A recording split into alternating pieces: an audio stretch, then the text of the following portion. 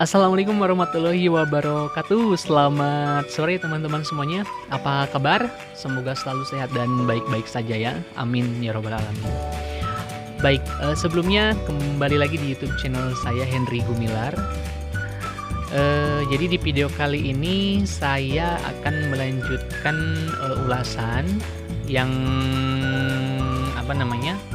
yang merupakan sambungan dari video sebelumnya yang berjudul Sukses Memulai Budidaya Lobster Air Tawar Skala Kecil memanfaatkan modal dari insentif Kartu Prakerja. Nah, jadi di video sebelumnya kita kan sudah membahas bagaimana langkah-langkah, kemudian persiapan-persiapan yang harus harus disiapkan, yaitu sudah kita ketahui diantaranya yaitu akuarium untuk pemijahan, kemudian akuarium untuk penetasan calon benur lobster, kemudian udah kita persiapkan juga kolam terpal untuk pembesaran lobsternya. Nah, jadi untuk di video kali ini saya akan bahas dan akan saya ulas kembali untuk bagaimana caranya pemijahan awal untuk perkawinan awal si indukan supaya cepat bertelurnya. Nah, setelah itu juga nanti kita akan bahas bagaimana cara memisahkan indukan yang sudah bertelur dengan indukan yang lain. Nanti kita akan bahas di video kali ini. Baik, mungkin sebelumnya mohon bantuannya juga dulu teman-teman untuk bantu subscribe channel saya, bantu like dan komen juga supaya teman-teman gak ketinggalan informasi apabila nanti saya membagikan tutorial yang lainnya tentunya. Oke, mungkin itu aja intronya. Akan lebih bagusnya kita mulai video pembahasan ke topik utama. Oke, nah ini dia teman-teman, kita sudah di salah satu akuarium untuk pemijahan indukan. Nah, akuarium ini saya pakai yang ukurannya 1 meter, yang panjangnya itu kurang lebih 1 meter, kemudian tingginya 60 meter, lebarnya juga 60 meter. Kenapa saya pakai akuarium yang agak besar ini? Supaya meminimalisir, ditakutkan karena kondisi lobster itu kan tidak bisa diprediksi kapan dia akan molting, ganti kulit. Nah, dengan akuarium yang lumayan besar ini, jadi bisa meminimalisir kanibalisme begitu. Nah, jadi untuk pemijahan awal sebetulnya nggak repot ya teman-teman. Tinggal masukin jumlah set indukan aja ke satu buah wadah besar ya, akuarium seperti akuarium ini contohnya. Untuk jumlahnya itu ya sesuai dengan kapasitas si wadahnya itu. Kalau saya sendiri di sini saya pakai 7 indukan betina, kemudian 5 jantan. Nah, jadi ada 12 ekor dalam satu buah akuarium ini. Begitu. Nah, untuk untuk sirkulasi airnya sendiri ini saya pakai pompa yang kecil ya. Kemudian di sini saya pakai filter air supaya airnya bersih, dan di sini juga saya pakai pompa aerator ya. Ini pompa aerator, begitu juga dengan batunya. Nah, ini fungsinya untuk supaya oksigen yang terlarut di akuarium ini tuh banyak. Nah, supaya si lobsternya juga nggak stres, karena lobster itu kan binatang yang mudah stres ya teman-teman. Kalau oksigennya itu kurang, dia kadang-kala lemas, kemudian ujung-ujungnya mati gitu.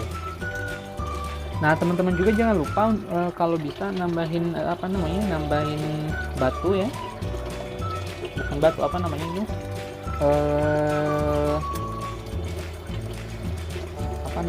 pasir malang. Pasir malang ini fungsinya supaya si kotoran itu ngendep di bawah.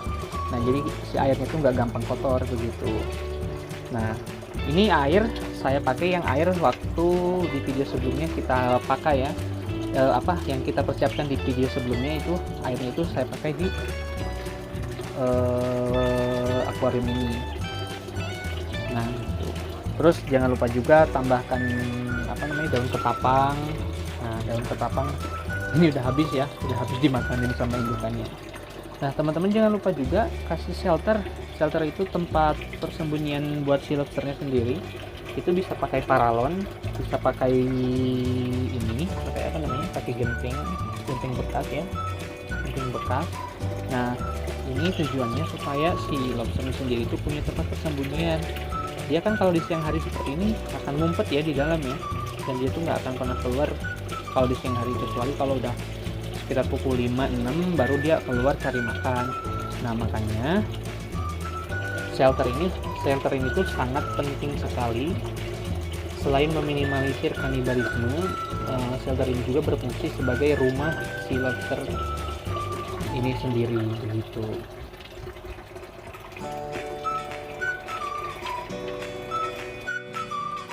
Nah, jadi begitu teman-teman. Sebetulnya untuk untuk pemijahan itu nggak repot dan nggak sulit sih, simple malahan.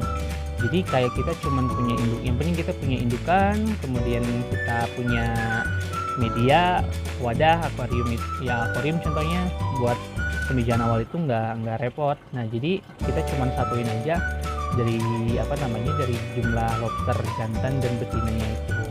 Tapi usahakan untuk untuk lobster betina itu harus lebih banyak daripada lobster yang jantan. Tujuannya supaya jadi saya pernah dengar sih dari salah satu teman saya, jadi si lobster jantan itu mudah bosen jadi suka ganti-ganti pasangan, playboy lah kasarnya. Jadi dia tuh nggak cukup satu betina gitu.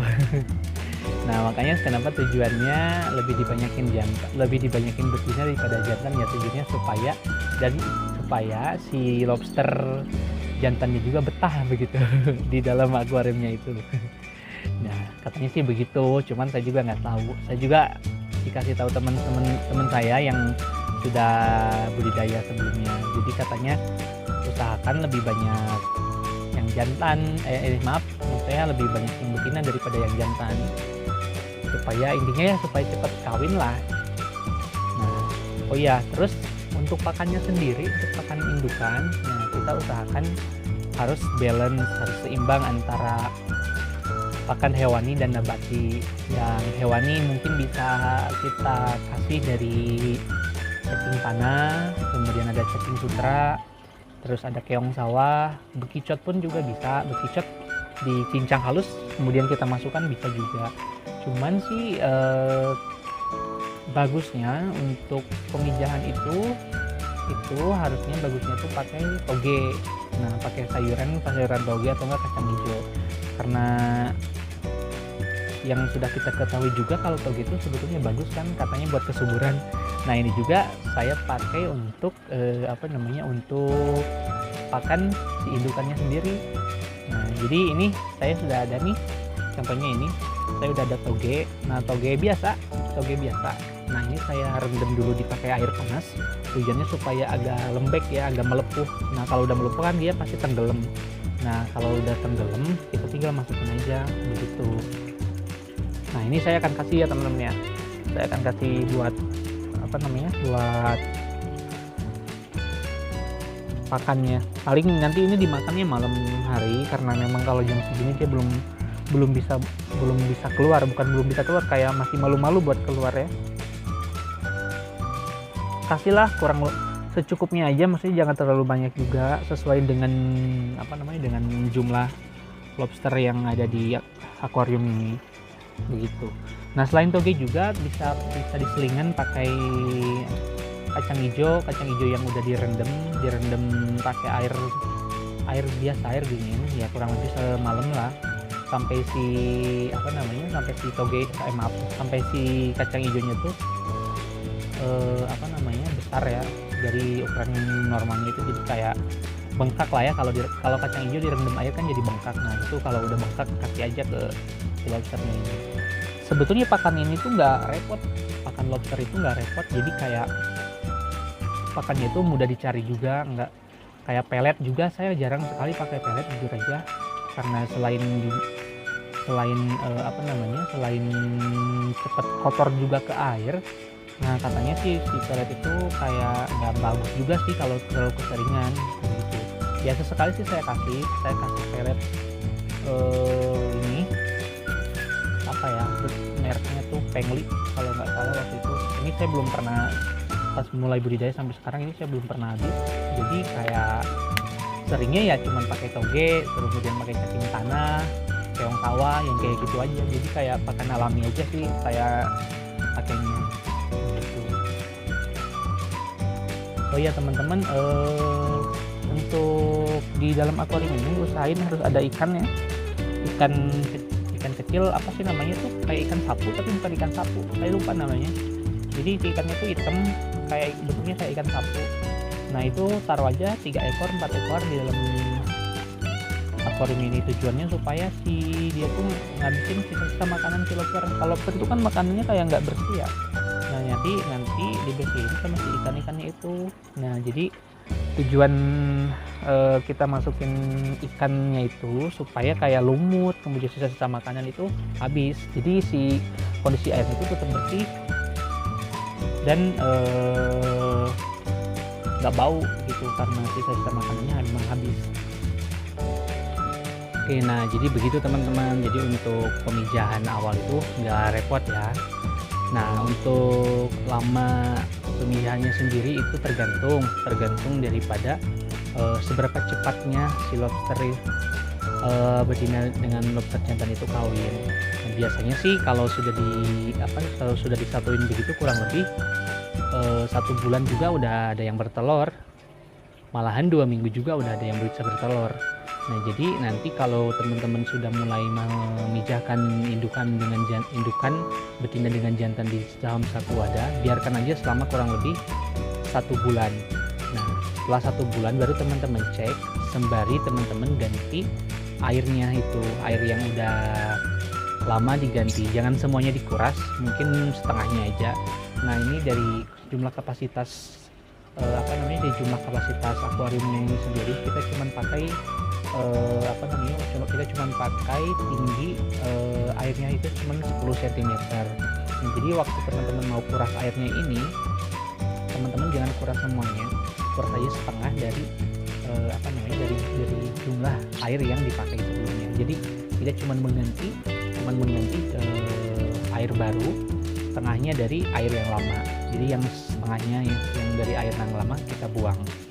Nah untuk lobster betina sendiri biasanya sebelum bertelur itu ditandai dengan ciri-ciri di perutnya itu ada kayak warna putih gitu, bukan benjolan sih, kayak kita bilangnya itu sperma. Jadi sperma si jantan itu nempel di perut betina. Nah warnanya itu putih seperti kapas ya, putih seperti kapas. Jadi dia nempel di pas perutnya itu nempel. Nah teman-teman jangan khawatir, itu tuh bukan penyakit, bukan apa. Nah itu tuh jadi pertanda kalau si lobster betina tersebut sudah kawin. Nah kalau sudah kawin gitu biasanya di beberapa hari kemudian, mungkin 1 hari kemudian juga dia udah mengeluarkan telurnya gitu. Nah untuk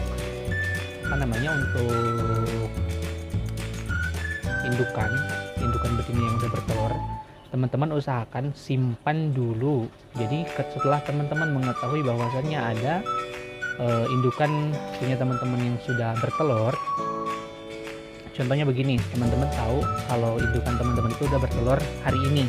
Nah ketahuan lah baru nurunin telurnya hari ini. Nah tolong jangan langsung dipindahkan ke akuarium yang lain. Kenapa? Karena indukan itu bakalan stres. Kalau udah stres dia bakalan nurunin telurnya semuanya. Nah begitu konsekuensinya, jadi gagal dalam budidaya. Jadi usahakan setelah teman-teman mengetahui bahwasannya ada lobster yang sudah bertelur, simpan aja kurang lebih 1 minggu atau 2 minggu di akuarium tempat pemijahan.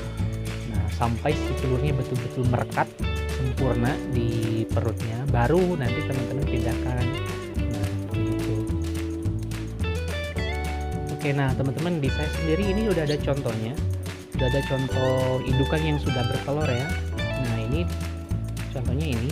Nah si telurnya ini udah keluar ya warna coklat. Nah ini usianya udah berapa ya, kurang lebih udah 2 minggu. Dia 2 minggu dari mulai bertelur sampai sekarang dia udah berusia 2 minggu. Jadi warnanya juga nggak terlalu kuning, jadi kayak coklat ya. Nah ini udah baru bisa kita pindahkan ke akuarium yang lain begitu, untuk supaya si lobster ini nggak terganggu sama yang lainnya gitu. Nah jadi begitu teman-teman. Jadi nanti kalau si lobster betinanya sudah bertelur, simpan dulu 2 minggu di akuarium pemijahan. Nah setelah 2 minggu baru kita pindahkan ke tempat yang lain, ke wadah yang lain, bisa ke akuarium yang lebih kecil atau enggak ke kolam ke kolam pembesaran juga bisa juga. Cuman sih lebih bagusnya dan lebih efektif juga kita taruh di wadah yang lebih kecil aja, supaya kita bisa memonitor perkembangan si telurnya begitu. Oke, jadi mungkin teman-teman itu dulu di video kali ini. Mungkin saya rasa untuk bahasan di video ini saya rasa saya cukupkan segitu dulu. Nanti saya lanjutkan di di video selanjutnya yang bahasan mengenai cara menurunkan benur lobster dari indukannya, kemudian cara mempersiapkan kolam pembesaran juga. Nanti kita akan ulas di video selanjutnya. Kebetulan juga saya lagi nggak ada lobster yang siap turun benur ya, jadi saya harus nunggu dulu sampai yang lobster tadi anaknya sudah mau turun, jadi baru nanti saya akan buat ulasan video lagi.